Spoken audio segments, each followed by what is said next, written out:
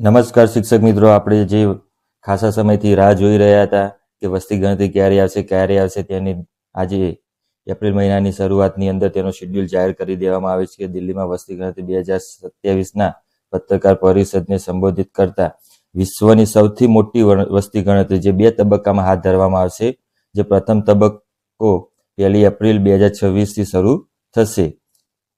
આ વસ્તી ગણતરી પ્રથમ વખતે ડિજિટલ રીતે હાથ ધરવામાં આવશે. પ્રથમ વખતે સ્વગણતરીનો વિકલ્પ ઉપલબ્ધ છે, એટલે કે કર્મચારીનું કામ આસાન કરવા માટે સ્વગણતરી કરવામાં આવશે કે જેના દ્વારા વ્યક્તિ પોતે જાતે વસ્તી ગણતરી કરી શકશે. હવે જો અહીંયા શેડ્યુલ આપવામાં આવે છે, અંડમાન નિકોબાર ટાપુ જેવા ઘણા બધા રાજ્યો ખરા, ગોવા, કર્ણાટક, લક્ષદ્વીપ, આ બધા જે 1 એપ્રિલથી 15 એપ્રિલ જે સ્વગણતરી અને 16 એપ્રિલથી 15 મે સુધી દરમિયાન હાઉસ લિસ્ટિંગ અને હાઉસ સેન્સન હાથ ધરવામાં આવશે. પછી એક સુરક્ષાની વાત કરવામાં આવી છે. સ્વગણતરી એ સુરક્ષિત વેબ આધારિત સુવિધા છે, જેમાં ઉત્તરદાતાઓ ડોર ટુ ડોર સર્વે કરી 16 ભાષામાં તેમની માહિતી ઓનલાઈન દાખલ કરશે. એટલે કે આનો ડેટા સુરક્ષિત રાખવામાં આવશે, એને કોઈ છેડછાણી થશે નહીં. એ રીતે જો વસ્તી ગણતરીની અંદર ગણતરીકારો તેમનો સ્માર્ટફોનનો ઉપયોગ કરી મોબાઈલ એપ દ્વારા સીધો ડેટા એકત્ર કરશે અને સબમિટ કરશે. આ ડેટા સુરક્ષિત અને સુનિશ્ચિત કરવાની જરૂરી જોગવાઈ કરવામાં આવી છે. હવે અહીંયા જો વસ્તી ગણતરી માટે કેટલા કર્મચારીની નિમણૂક કરવામાં આવી છે, તો દેશમાં વસ્તી ગણતરી 2027માં 30 લાખથી વધુ ગણતરીકારો, સુપરવાઇઝરો, અન્ય અધિકારીઓ સામેલ થશે. તો આ વસ્તી ગણતરી એક મોટો ઝુંબેશ છે અને દરેક કર્મચારીએ આને આપણે પાર કરવાનો છે. તો આપણે હવે વસ્તી ગણતરી જોઈએ તો કેટલા રાજ્યોની અંદર વસ્તી ગણતરી કયા ટાઈમે થશે તેનું શેડ્યુલ જાહેર કરી દેવામાં આવ્યો છે. હવે આપણે જોઈએ તો દરેક રાજ્યનું શેડ્યુલ કયા સમય કરવાનો છે, સ્વગણતરી ક્યારે છે અને ડોર ટુ ડોર સર્વે એટલે કે ડોર ટુ ડોર ગણતરી ક્યારે કરવાની છે ઘરની, તે આપણે જોઈએ આગળ. તો આપણે આગળ વસ્તી ગણતરી વિશે માહિતી જોઈએ. હવે આપણે રાજ્ય અને કેન્દ્ર શાસિત પ્રદેશોની અંદર સમયગાળો આપણે નક્કી કરવામાં આવે છે. અહીંયા સ્ટેટ સેલ્ફ એટલે કે સ્વગણતરી અને હાઉસ ગણતરી તે ક્યારે કરવામાં આવશે તેના 2 કોલમો આપી દીધા છે.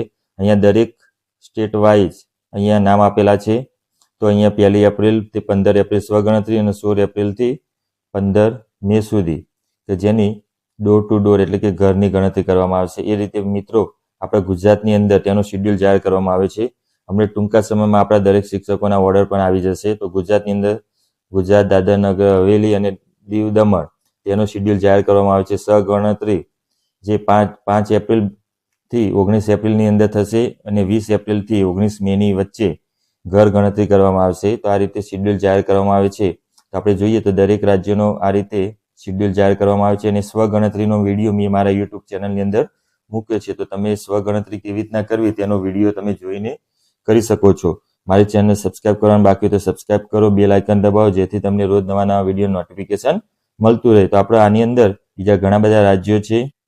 તો અહીંયા આપણે જોઈએ પંજાબની તારીખો નક્કી કરી દેવામાં આવી છે, દિલ્હી, મહારાષ્ટ્ર તેનું પણ અહીંયા શેડ્યુલ નક્કી કરવામાં આવે છે. દરેક રાજ્યોના શેડ્યુલ ઉત્તર પ્રદેશ, જમ્મુ કાશ્મીર, હિમાચલ પ્રદેશ, કેરાલા, તમિલનાડુ, આસામ, મણિપુર, વેસ્ટ બંગાળ આ દરેકની તારીખો નક્કી કરવામાં આવી છે. અહીંયા શું કીધું છે કે ગુજરાતમાં એક સૂચના આપવામાં આવી છે, ગુજરાતમાં ફેરફારને પાત્ર છે. તો ગુજરાત રાજ્યની અંદર કદાચ તારીખોનો બદલાવ થઈ શકે છે એવું અંદર સ્ટાર મારીને નોંધ કરવામાં આવી છે.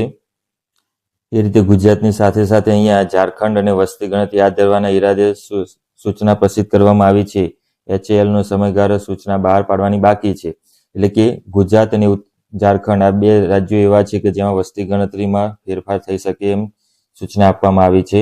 તો તમને મારો વિડીયો ગમે તો મારી ચેનલને સબસ્ક્રાઇબ કરો, બેલ આઇકન દબાવો જેથી તમને રોજ નવા વિડીયો નોટિફિકેશન મળતું રહે.